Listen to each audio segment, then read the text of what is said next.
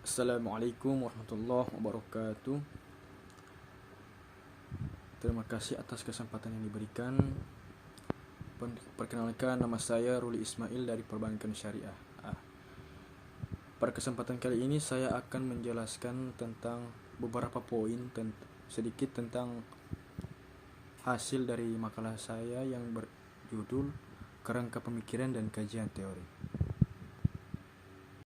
Kita masuk pada pembahasan, yaitu pada kerangka pemikiran.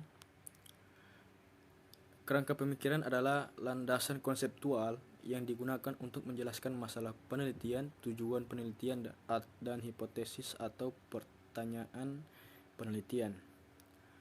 Sementara itu, kajian teori adalah penjelasan dan analisis tentang teori-teori yang relevan dengan topik penelitian. Kajian teori ini dapat mencakup sejarah perkembangan teori, definisi teori, dan konsep-konsep yang terkait dengan teori tersebut.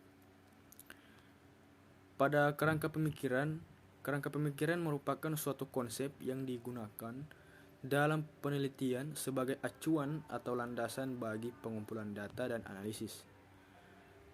Kerangka pemikiran juga dapat memberikan arah yang jelas bagi peneliti dalam merumuskan tujuan, hipotesis, serta metode penelitian yang akan digunakan.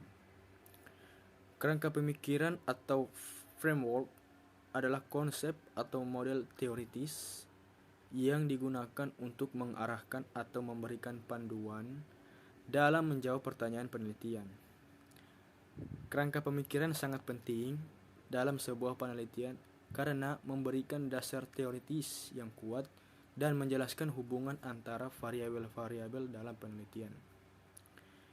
Dalam metode ilmiah adalah suatu pendekatan sistematis yang digunakan oleh para ilmuwan untuk menguji dan memvalidasi pengetahuan yang mereka peroleh melalui pengamatan, eksperimen, dan analisis data.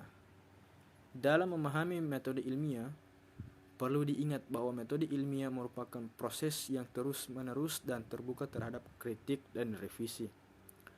Selain itu, metode ilmiah juga harus dilakukan dengan hati-hati dan teliti untuk memastikan keakuratan dan keandalan hasil penelitian.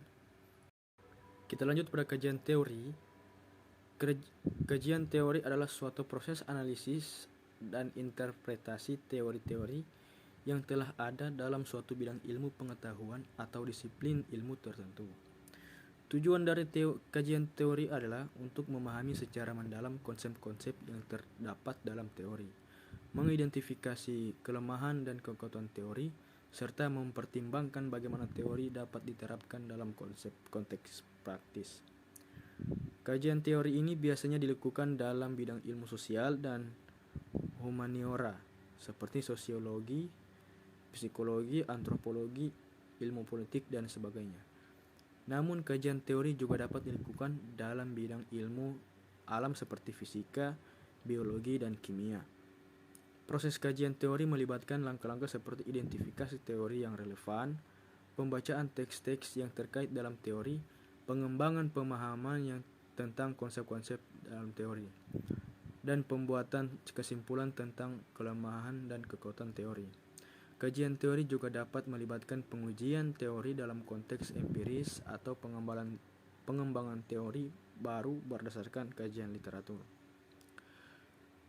Dalam kesimpulannya, kerangka pemikiran dan kajian teori merupakan dua hal yang tidak bisa dipisahkan dalam sebuah penelitian. Kedua hal tersebut harus diperhatikan dengan serius dan dipahami dengan baik oleh peneliti sebelum melakukan penelitian. Demikian yang bisa saya sampaikan. Saya tutup dengan membacakan hamdalah. Alhamdulillah. Wassalamualaikum warahmatullahi wabarakatuh.